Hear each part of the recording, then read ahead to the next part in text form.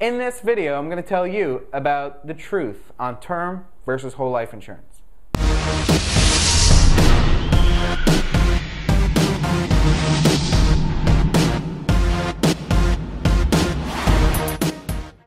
So undoubtedly, if you've Googled term versus whole life, you've probably found about 20-30 different results with different opinions from different people.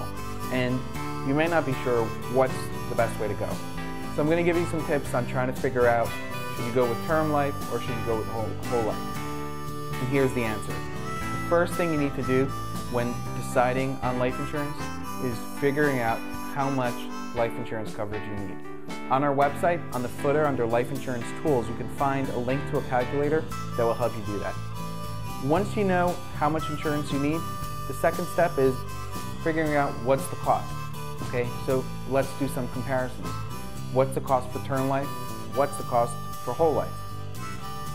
So once you get those quotes, you're probably going to get some sticker shock because whole life insurance is a lot more money than term life insurance. And at that point, it might be game over. You might just say, you know what, I'm going to get term life because it's just a lot more affordable to me, and you're not going to have this question in your mind of term versus whole life insurance. If you realize that you can't afford whole life insurance, great, it might be a good thing for you. If it's not affordable to you, go with term life because the most important thing you could do is get the right amount of coverage and get enough coverage. Most Americans underestimate how much life insurance they actually need. Once you know the amount, you also have to realize that your options aren't limited to term versus whole life. For example, there is a type of insurance out there called guaranteed universal life, which is somewhere in between term and whole life. It's not temporary, it's not for a certain amount of years like term is for 10, 20, or 30 years.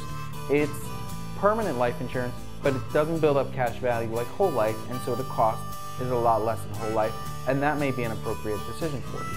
Lastly, remember that you don't have to get term, universal, or whole life alone. You can always get a combination of some term insurance and some permanent insurance. For 99% of Americans, you're just going to need coverage for a certain amount of time. You have young kids or you have a mortgage, you want to get coverage for 20 or 30 years, and term insurance is the way to go. If you're in a very high income and you can afford whole life insurance, you might want to consider getting a combination.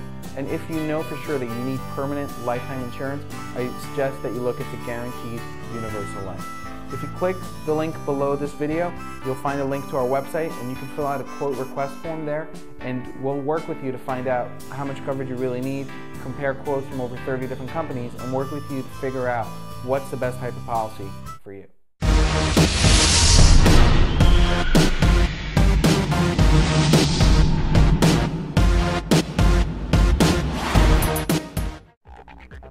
In this video, I'm going to tell you the truth about term versus whole life and what should you get coming up. I can edit. Let me do it twice. In this video, I'm going to tell you the truth about term versus whole life and what should you get.